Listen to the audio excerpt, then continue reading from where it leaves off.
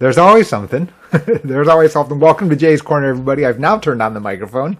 There's always an operational problem, and now I've fixed it. By that same token, so many different topics, so many different issues amongst those topics. Be sure to subscribe to the newsletter. Can't stress that enough. There's a free version. You can get these updates, be told when, noteworthy things come across my attention and I update you. In addition to that, the paid version allows you to get access to GH2 Unfiltered, where I curate these different pieces of information which look all very, very unrelated, but actually the understanding of personal finance, the understanding of financial topics, and all of the different fragments of information which look unrelated are actually quite related. If you get them, if you understand the message of Jay's Corner, I'm very convinced that everyday people, no matter what your background, no matter what your financial resources, that you can get it. This allows you to be able to understand what you are actually trying to do and then match it to your own personal situation so that then you can then execute. Now, that does not mean, and I need to draw this distinction, right? I professional service, I'm a commercial person. The channel, the videos, et cetera, are there for the education so that you can have the right basis of understanding. That is separate and different from actually executing, right? I don't recommend. There are videos, can I do it myself? DIY. Screw up number one. DIY, does it work? No, it doesn't. I'll just be very candid with you. No, it doesn't. You're not told where the actual market prices are. You're not told where actual nuances are when things look like commodities, meaning they look and feel the same, hard to distinguish. Actually selecting, actually then applying, executing, getting across the finish line, and then updating. That's very, very different. And that's the reason why I posted those videos, meaning that do-it-yourself doesn't work. Because of the fact is that there are things that I don't put on these videos because they're too sensitive about how your particular situation would fit on a specific solution. Anyway, on we go. This is Kaiser Family Foundation here.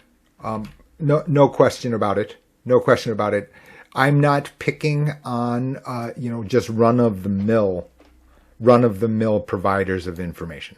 I just don't find it very useful because I would much rather go to the head of the class where the information that we get is accurate. That's different than the takeaway being accurate, but the information, the data will definitely be accurate. And this is the, top of the class, no question.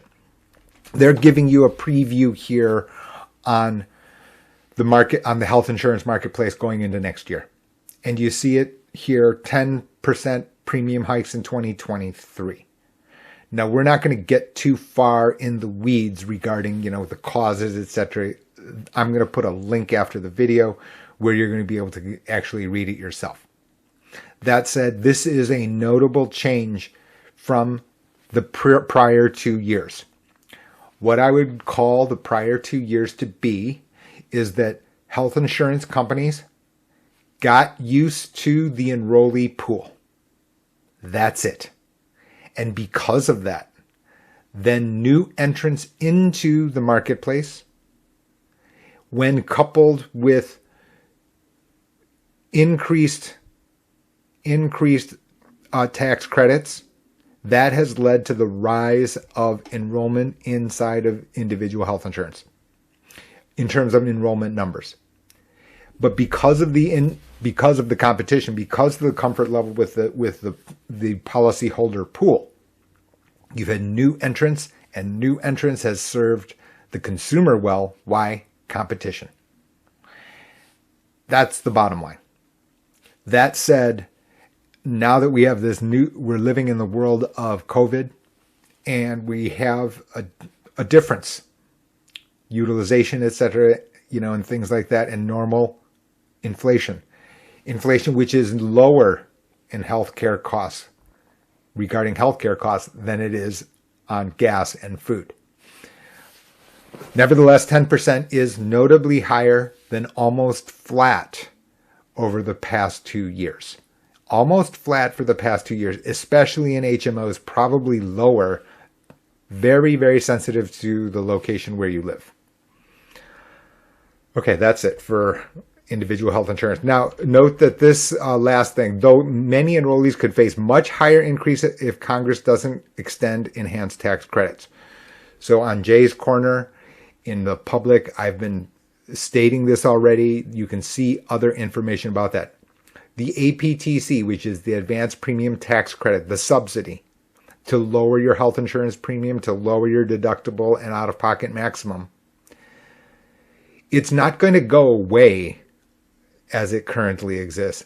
But if Congress does not act at the end of this year, certain persons will have notably lower APTCs, or they could disappear. Because basically what it did is it expanded the number of people who could get the subsidy. And if they don't do that, then that number of people is going to shrink. People are not going to be able to get the APTC and have to pay the full freight, the full sticker price, which would be hundreds of dollars a month more.